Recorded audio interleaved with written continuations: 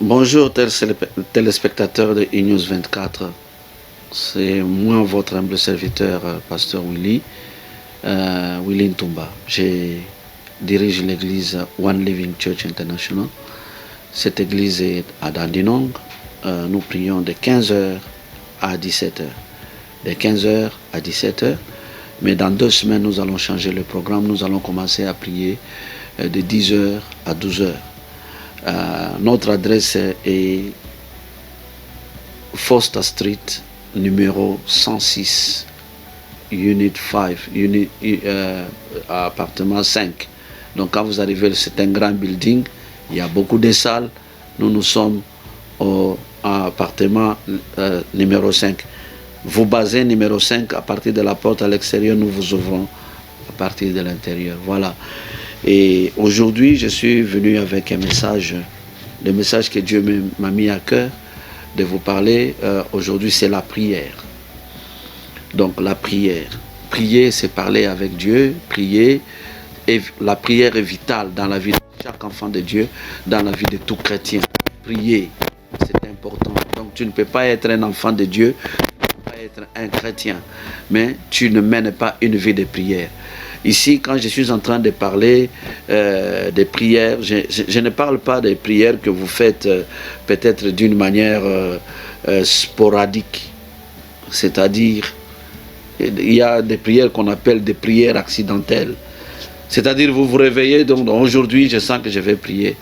Et après, ça vous fera peut-être des mois, et puis une autre fois, vous dites, mais aujourd'hui, ici, je suis en train de parler de la prière qui change tout. De la prière qui change tout. Alors, cette prière-là, elle est vitale et importante dans votre vie parce que c'est ce qui va faire que vous soyez un chrétien qui réussit, un chrétien qui a des succès. Nous allons lire dans le livre d'Exode. J'ai choisi un texte dans le livre d'Exode chapitre 17. Exode chapitre 17. Je lis à partir du 11e verset. La Bible dit, lorsque Moïse élevait ses mains, Israël était le plus fort. Et lorsqu'il baissait ses mains, Amalek était le plus fort. Les mains de Moïse étant fatiguées, ils prirent une pierre qu'ils placèrent sous lui et il s'assit dessus.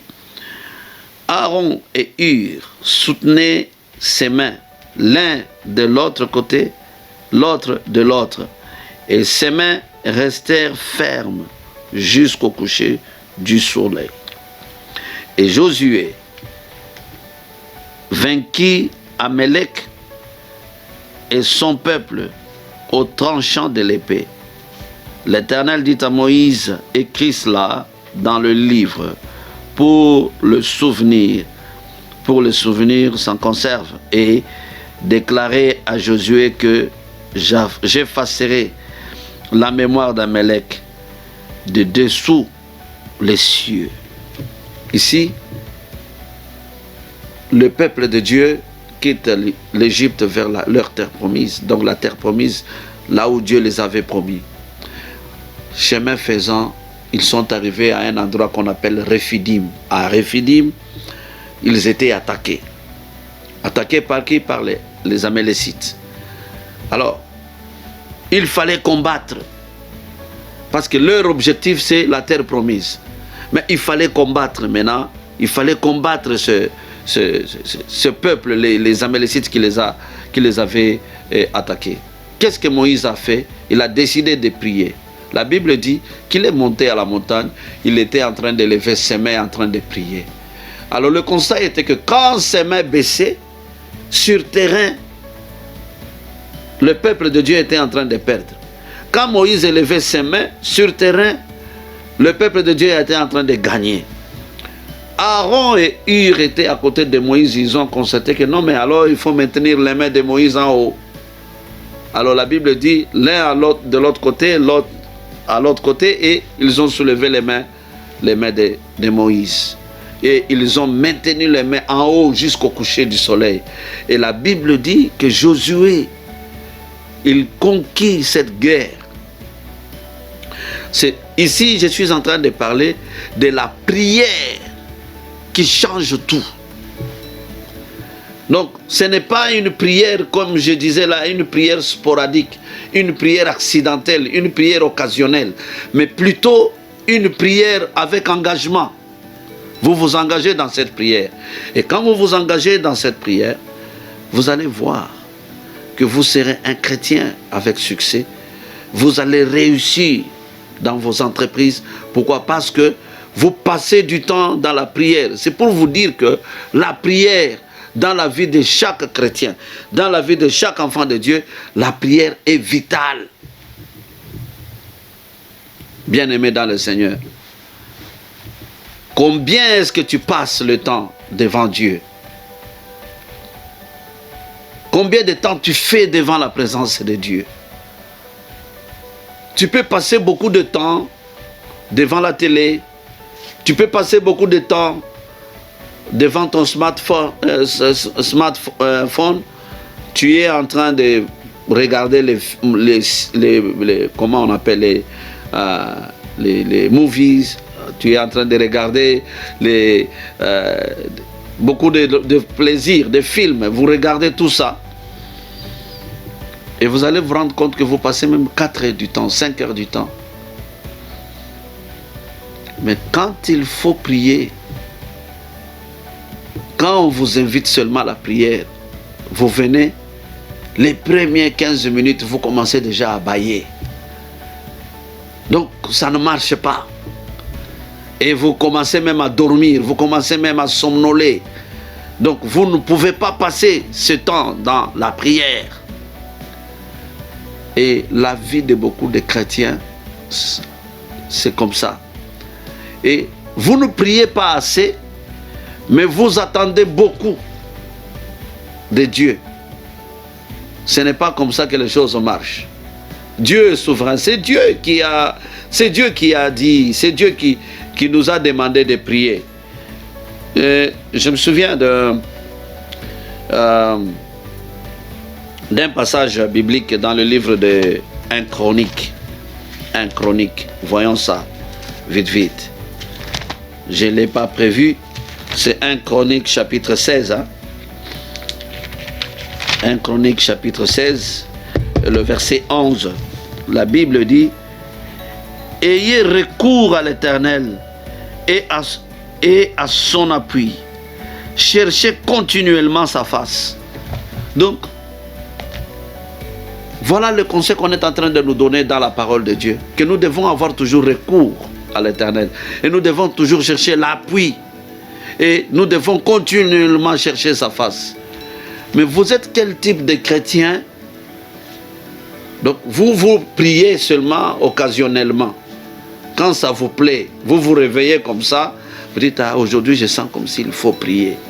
Donc il y a des jours où vous sentez comme si vous ne voulez pas prier. Vous savez, quand vous sentez comme ça, ce que ça signifie? Parce que prier, c'est parler à notre Dieu. Prier, c'est parler à Dieu.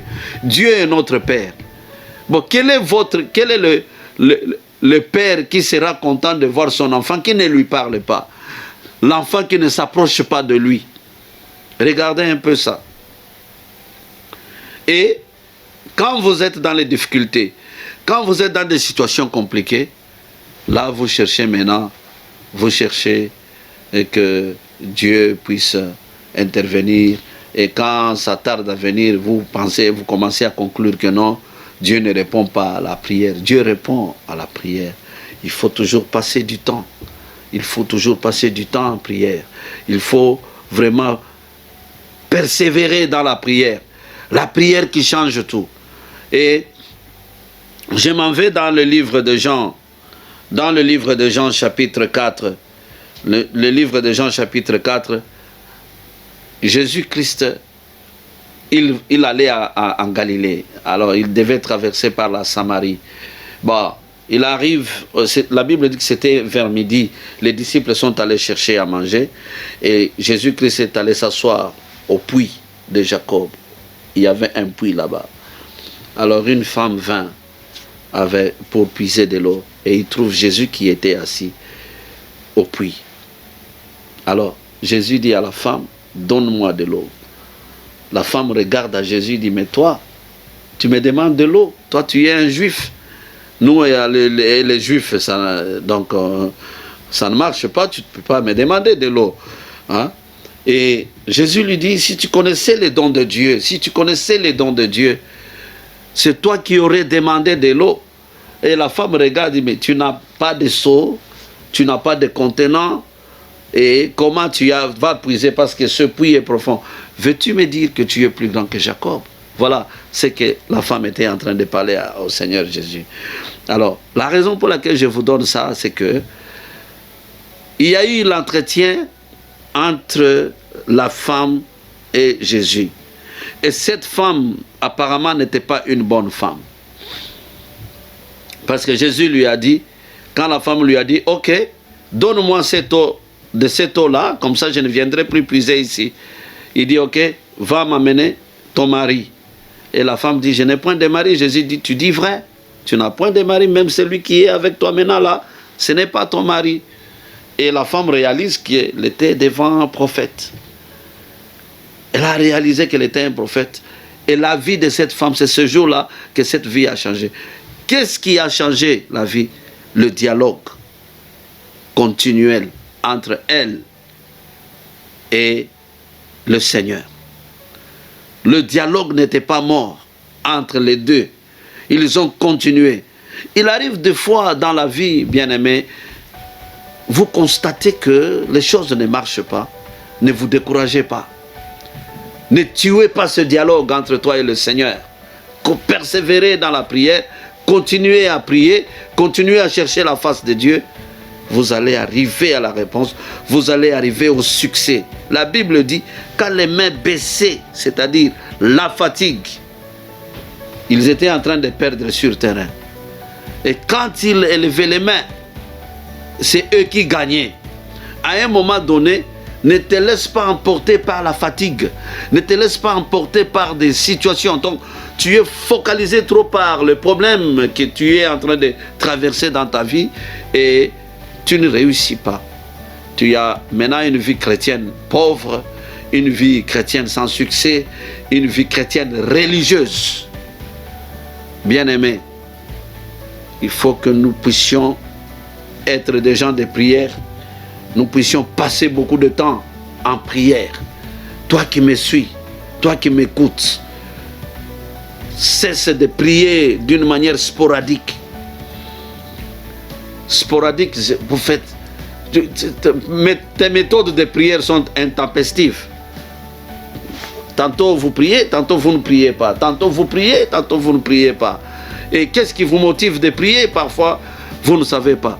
Le désir de prier, nous prions parce que nous parlons à notre Dieu. Nous devons maintenir notre relation avec Dieu. Nous devons toujours maintenir le dialogue entre nous et Dieu. Voilà. Et c'est avec cette vie-là qu'on doit réussir dans la vie. C'est avec cette vie-là que tu auras du succès. Tu me suis? Voici l'opportunité encore que nous te donnons de recevoir le Seigneur comme sauveur dans ta vie, comme sauveur et Seigneur. Quand tu prends une décision aujourd'hui et tu vas commencer une marche nouvelle avec le Seigneur, personne n'est venu vers Jésus-Christ et resté le même. Viens avec ton cœur. Et ce qui maintient la relation, c'est la prière que tu fais.